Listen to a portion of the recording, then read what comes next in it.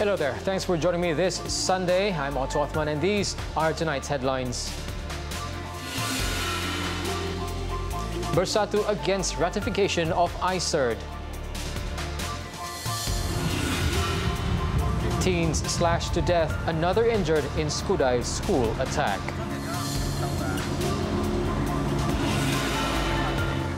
And police score major drug bust in Sarawak.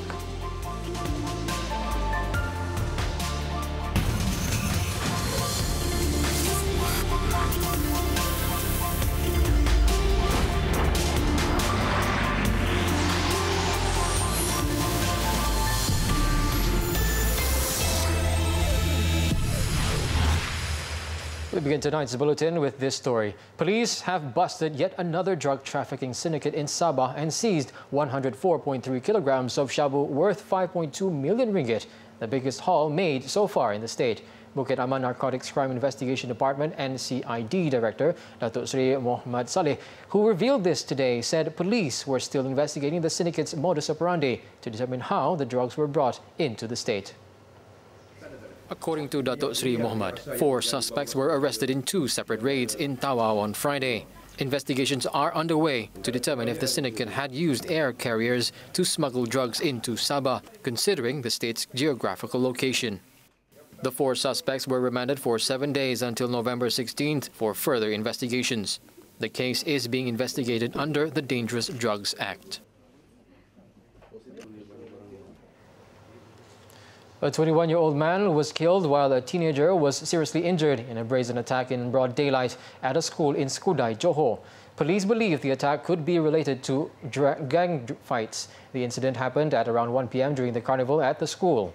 Now, it was understood that the victims were attacked by a group of men. One of the victims died due to serious slash wounds, while the other is in critical condition and has been sent to Sultan Aminah Hospital. In a video clip that went viral on social media, members of the public were seen giving first aid to the victims. Following the incident, Deputy Education Minister Teo Ni Ching visited the school after receiving news of the attack. She also had a meeting with the school authorities and the police. Authorities said they have detained 12 suspects aged between 15 and 21 and are currently looking for several more individuals to assist their probe into the incident.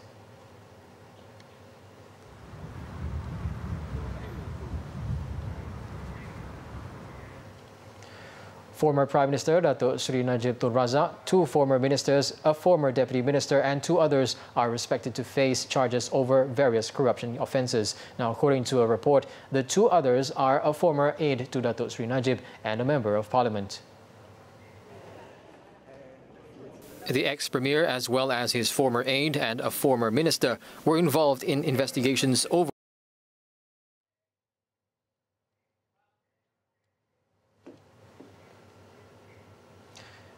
Moving on, Prime Minister Tun Dr. Mahathir Mohamad will be conferred an honorary Doctor of Laws by his alma mater from the National University of Singapore. The conferment ceremony will be held on the 2nd day of his official visit to Singapore, which begins on November 12. Now, in a statement today, Singapore Ministry of Foreign Affairs said Tun Dr. Mahathir will make an official visit to the Republic for 2 days at the invitation of the Republic's Prime Minister. On the first day, Tun Dr. Mahathir will attend a welcoming ceremony, call on Singapore President Halimah Yacob and meet his counterpart, Lee Hsien Loong. The statement added Lee and his wife will host an official lunch in honor of Tun Dr. Mahathir and his wife, Tun Dr. Siti Hasmah Muhammad Ali. The ministry further stated an orchid will also be named after Tun Dr. Mahathir and Dr. Siti Hasmah. On the next day, Tun Dr. Mahathir will be hosted at a lunch by Emeritus Senior Minister Goh Chok Tong. During the visit, Tun Dr. Mahathir will also be accompanied by Malaysian Foreign Minister Datuk Saifuddin Abdullah and other senior officials.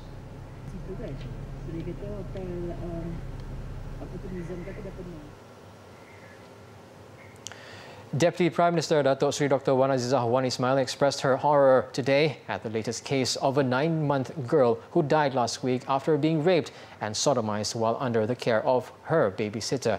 She condemned the perpetrator as despicable and called for him to be hauled to court and justice meted. It's despicable. I can't comprehend why somebody would do that to a baby. Walaupun dia ditested negatif, positif dadah, namun ini adalah satu yang heinous crime. Satu yang saya kira adakah kemanusiaan kita dah lebur. Ini saya kira, dan apa-apa pun nakkan pengadilan diambil dan juga kalau boleh pengajaran dan hukuman yang berat atasnya. The Deputy Prime Minister, who is also Women, Family and Community Development Minister, spoke to reporters after the closing ceremony of Pergerakan Puteri Islam Malaysia National Celebration in Kuala Lumpur. The unnamed baby girl died last Friday at Serdang Hospital 2 days after she was admitted. She had a fractured skull, bruises to her head and tears to her hymen and anus. Police have arrested both the 28-year-old babysitter and her 36-year-old husband for investigation on Thursday. The man who tested positive for methamphetamine was remanded for 5 days until November 13th to facilitate investigations.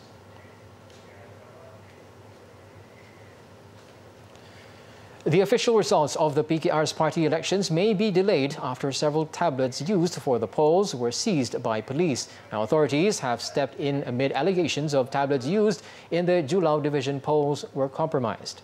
Today should have been the last day of the party polls, with the second phase of polling in Sarawak, the polls in Sabah, Melaka and Seremban. PKR Party Election Committee JPP Chief Datuk Rashid Din said the committee would try to recover the tablets from the authorities. The party was forced to suspend the election for its Julau division in Sarawak yesterday after Deputy President candidate Rafizi Ramli claimed the tablets used for the e-voting were hacked. He alleged that 10 of the 76 tablets used for the elections have been hacked by an app known as Prey. Rafizi claimed the app could be used to delete the e-voting system, steal data and control the tablets while controlled from a remote computer. Meanwhile, Datuk Rashid believed the e-voting system used during the Julau division polls, which malfunctioned yesterday, was a planned act by certain quarters. The committee is now investigating the matter.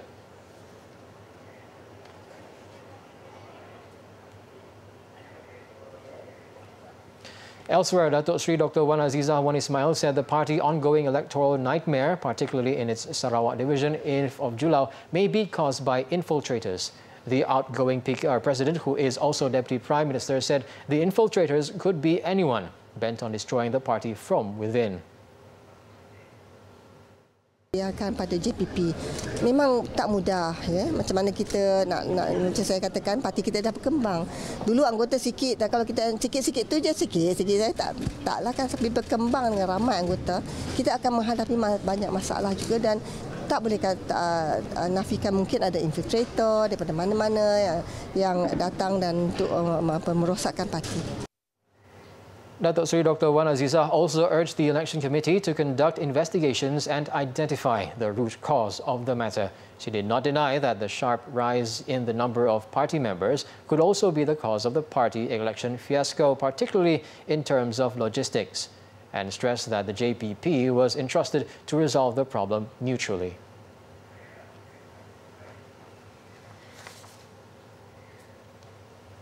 In another development, the PKR's JPP has been urged to reveal the log files of the tablets that were compromised in the e-voting for the Julau Division's elections yesterday. Incumbent Wanita PKR Chief ZURADA Kamarudin said this would end all speculation and accusations on the voting process for the division, which was suspended. Now, in a statement, ZURADA said the committee should reveal the identity of those who uploaded the Prey application and access the tablets for the purpose. She was responding to Deputy President candidate Rafizi Ramli's statement on alleged cyber attacks comprising the e-voting process of the party polls for the Julau branch in Sarawak. He alleged that by using the spyware, certain quarters may be able to manipulate decisions remotely. Describing the allegations as false and baseless, ZURADA claimed Rafizi is confused and that he does not understand the function of the Prey anti-theft software used during the e-voting process. ZURADA, who is also contesting for the Vice President's post, said the software is not some malicious virus, but an application to protect and conceal information in the tablet devices used during the voting process from being compromised.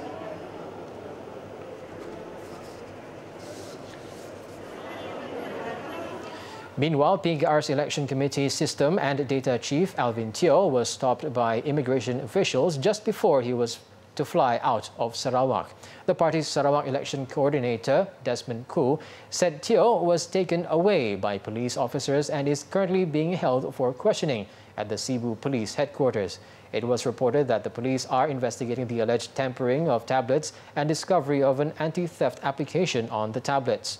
Ko also said Teo's arrest could be related to a police report lodged by PKR's Batu Tiga Assemblyman Rodzia Ismail yesterday over an alleged hack on the party's tablets used in the electronic voting at Julao.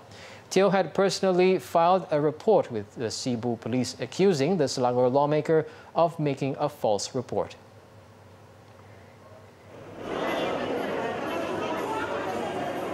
In the meantime, allegations have surfaced over money politics in the Lanang division polls yesterday, as it was alleged that a group of party voters had exchanged voting receipts for money. A video uploaded on YouTube by BP Channel 2 alleged that the incident took place at a clinic located near the polling station. Subsequently, a police report was lodged on the alleged incident at the Cebu police station today by Shatiri Manso, a representative for the PKR deputy presidential contender Rafizi Ramli. Shatiri claimed his group of observers found that voters were given monetary incentives and aid at the voting center, and want the authorities to conduct investigation and execute necessary actions.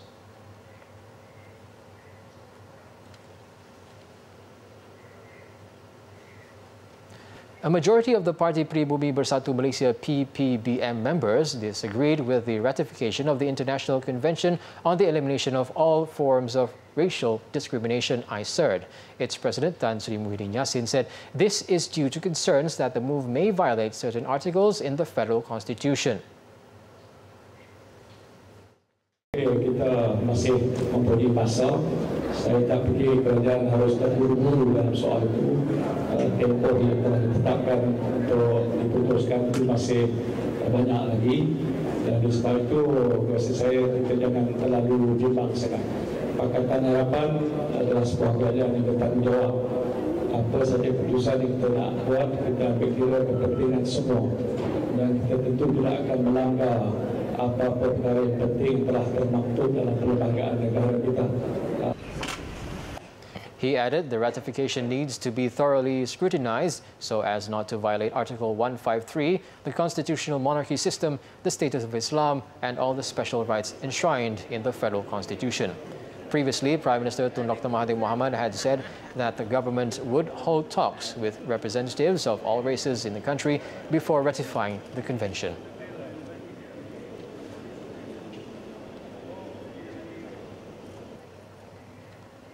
Now we're taking a short break. More news after this. Don't go away.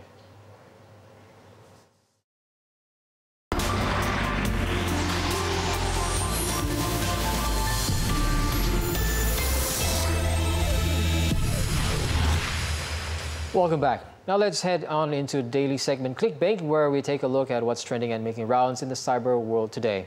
Now, a peeping Tom who occasionally breaks into a woman's house in Dungun, Terengganu to spy on the 26-year-old bathing was finally caught red-handed. In their Facebook posting, which has now garnered over 800 shares, and the female resident exposed the pervert named Dila through a series of pictures of him in act. The latest incident occurred just after noon when the creepy man with a weapon in hand attempted to break into the victim's house through a small window in the kitchen.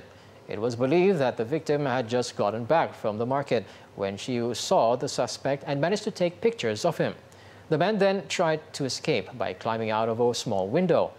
What's even more creepy, he was in his underwear.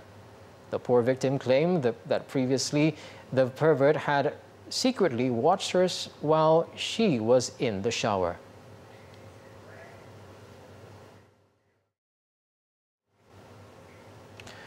Forever wanting to be in the spotlight, some taxi drivers continue to degrade themselves in the most unthinkable way. Recently, a taxi driver went berserk and stalled traffic at a toll booth just because the toll attendant was unable to produce a receipt of 3 ringgit and 70 sen.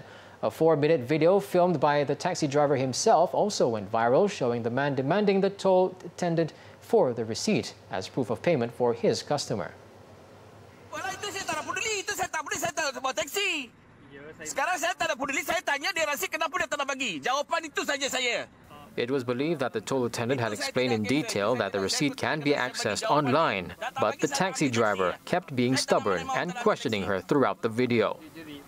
Adamant on getting his way, the cabbie continued demanding for a receipt and raising his voice while other toll users honked away due to the traffic congestion caused by the taxi driver. Eventually, a motorist believed to have been behind the cab approached the toll booth and handed over 4 ringgit to the taxi driver before asking him to continue his journey. The video, which gained over 419,000 views and nearly 3,000 shares, has got netizens flooding the social media platform with criticisms, putting the blame on the taxi driver for demanding a receipt even when there's a notice that clearly states that no receipts will be provided.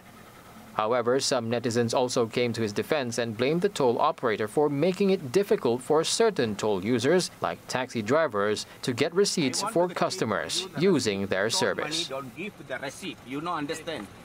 Huh? Now, updated as of 7 p.m., here are the top trending topics and searches on the internet today.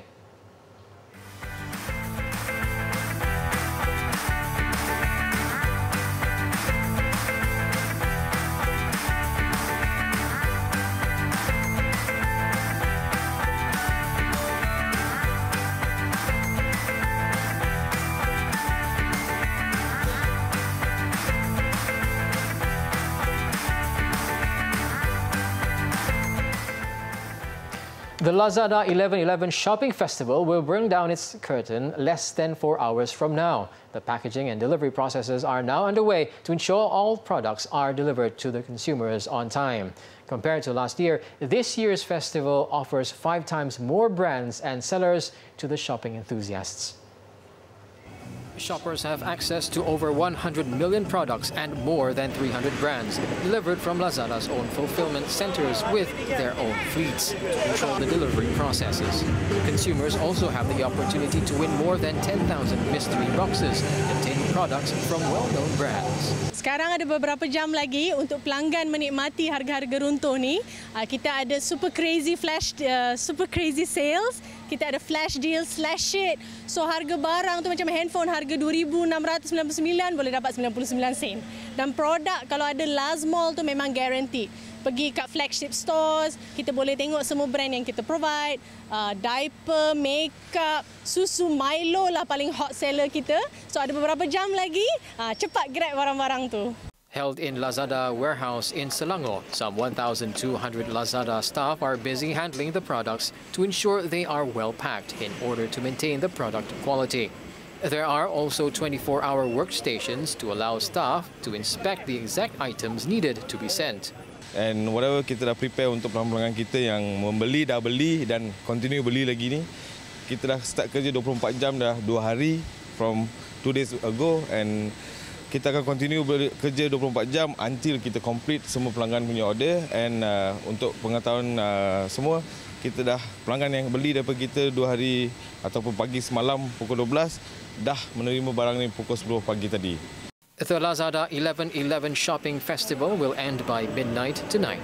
Those who want to purchase any product from Lazada or want to know about the festival can log on to the website below.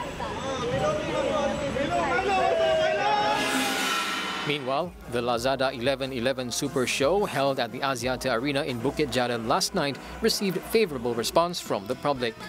Featuring well-known local and international celebrities, the highlight of the event was the countdown of the phenomenal Lazada 2018 Online Shopping Festival, a few seconds before the clock struck 12.